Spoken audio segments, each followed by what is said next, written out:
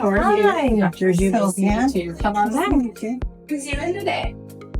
I wanted to inquire about doing under my eyes and my eyelid. Ever since I was very young, I had really bad eyelids. Okay. I have a picture to kind of give you an idea. Wonderful. I love looking at old pictures. I'll go ahead and take a look. And have you ever had any eyelid or facial surgery before? No, that's Okay. Yeah. So you've had filler. I've had fillers. Okay. When was your last filler treatment? It was what were you? April, so it must have been in June. So almost a year ago. Okay. Do you know what kind of filler? Like, was it Restylane or which name? Restylane. Okay. All right. Different fillers bring in, kind of different swelling and fluid and things into the eyelids. I can definitely tell that there was some filler here. In order to adequately kind of know where the bags sit before surgery, my biggest recommendation would be that we dissolve away the filler. Okay. Okay. I can definitely see it more here, but I'm sure you had it on both sides. So I would recommend that we dissolve on both. So we do use Hylenex. Have you ever had filler dissolved before? Nope. So here, I'll have you go ahead and take a look right here.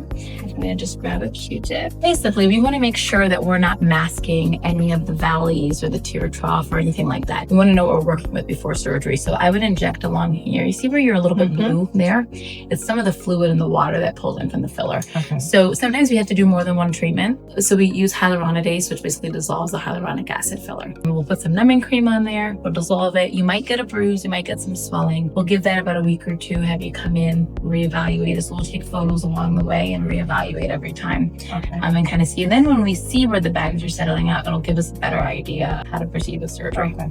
Let's talk about surgery. So with the lower eyelids, basically, we're not trying to mostly remove skin. We're trying to mostly remove or reposition and rearrange the fat. So if you want to look one more time here, I'll just show you. Basically, this is the fat. We've got 3 different fat pockets, okay? And we want to, and then you've got the hollowing. We typically go on the inside of the eyelid. So we do a transconjunctival or kind of like a scarless approach to get into those fat pockets. We typically do this under anesthesia. So you're asleep actually for the lower eyelids. And we open up those fat pockets. There's an important muscle between 2 of the fat pockets that we want to find and stay away from so we don't damage that. Damaging that could cause double vision if there was any complication with that. And then basically we want to reposition that and bring that fat down into the cheek a little bit. So it's called fat transposition, where we can try to augment in the cheek area and move that fat in. So we might remove some fat, but the goal is not just to overhollow you, but maybe to move some of that fat. And then after that, we would evaluate, is there any laxity to the eyelid, and your lid is good. But sometimes we talk about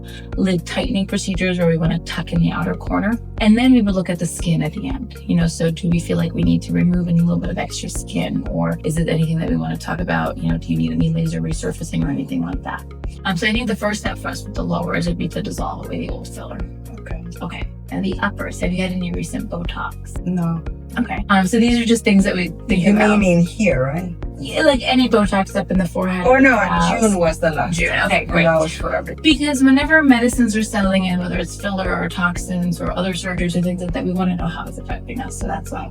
So I see a couple of different asymmetries. So the first thing we look at is actually eyebrow position. This right brow tends to be a little bit higher than your left for you. And so when we see that, we actually see less skin folds on this right side than your left. So your left almost looks a little bit heavier. So just recognizing those asymmetries and how we can best achieve symmetry is going to be important. So what I would recommend is an upper blepharoplasty where we would remove some of that extra skin. And then you do have a little bit of prominent fat in that inner corner, a little bit more on the right. And I would recommend that we would remove a little bit of this fat as well at the same time. Now, when we look at your eyebrow position, relax for me, close your eyes, gently open, look at me. So you just showed me something else. You're raising that right brow a lot to compensate a little bit for that heavy eyelid. That's why. So we look at 3 things. We look at eyebrow position, we look at the extra skin and the fat, and then we look at the muscle of the eyelid, the one that kind of raises our lid to make sure it's not drooping. So one more time, close your eyes for me. Gently open, look at me. So you have a little bit of ptosis, just a little bit. Relax your brows, don't raise. Dry.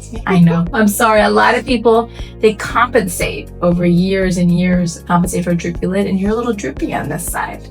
And that's why you raise that brow. So actually, when you relax, your brow is in a really nice position. It's not overly high. So I'm going to take a couple of photos of you, and then we're going to put a drop in that right eye. We're going to stimulate that muscle and kind of show you what you've been working to try to lift. Yeah, so you have a couple different things going on there.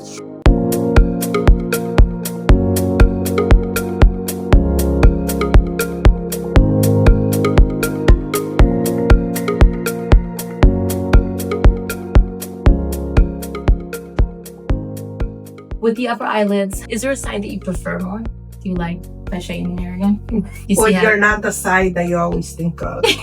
Well, you did. This is the one that bothers me. Yeah. Okay. Yeah. So what we would do is basically we would make an incision in the natural crease of the eyelid, and our goal would be to remove some of that skin off. And is that more of a look that you like? Yeah. Yeah. Then we take some of that fat out in there. Now, sometimes we can augment this outer corner and kind of tuck up the outer corner of the brow, kind of reshaping the brow arch a little bit, where you don't really need a full forehead brow lift, but we can extend that elevation of the outer corner of the brow. So surgery can be done for the upper eyelids in the office or at the surgery center. In the office, you're fully awake. We have a surgical suite here. Give you Valium ahead of time. And then we do everything under local numbing medicine. That stings and burns for about, 45 seconds or so on each side. But carefully mark and measure how much skin we want to remove. It's really important that we don't remove too much skin that would cause inability to close the eyes, dry eyes, this skin that we can't get back. So we want to mark very carefully. We'll remove the skin, remove the extra fat, and then if we need to tighten that eyelid muscle, we do that at the same time. Afterwards, we close you back up with the stitch that we remove about a week after. So it's a non-dissolvable stitch, anti-inflammatory or cosmetic kind of a suture. After surgery, heavy lifting, bending, straining, exercise for 2 weeks. We want to make sure that we're not putting any stress into the face that's going to pop any stitches. Eyelids have a very rich blood supply, so they don't tend to get infected much. They don't tend to scar, as much, but they will get black and blue. Look like, you'll look worse than you feel. Look like you were in a fight, but there's some things that we can do ahead of time, eating pineapple, taking supplements like bromelain, arnica, things like that. And the better you are about doing ice packs around the clock after surgery for 2 to 3 days, the better that a lot of that swelling will calm down. Feel a little bit of tight, a little bit dry eyes, so doing some lubricating eye drops, especially after your history of LASIK surgery. Everyone has dry eyes, so definitely keeping on top of the lubricating eye drops. See, about a week after we take out your stitches, you still want to be, kind of limiting your activities. Work-wise, what do you do? Work upstairs. A lot of computer work mostly. So things like that, your vision will be a little blurry in the first couple of weeks. Do you wear any contact lenses? You said no, right? Yeah. Glasses. So glasses are okay. Just knowing that you'll still be a little bit blurry for about a week or two after surgery, especially when you're putting ointment on the stitches. It can kind of seep into the eye a little bit. What questions can I help answer for you? Well, you already covered almost everything. I covered a lot of things, I know.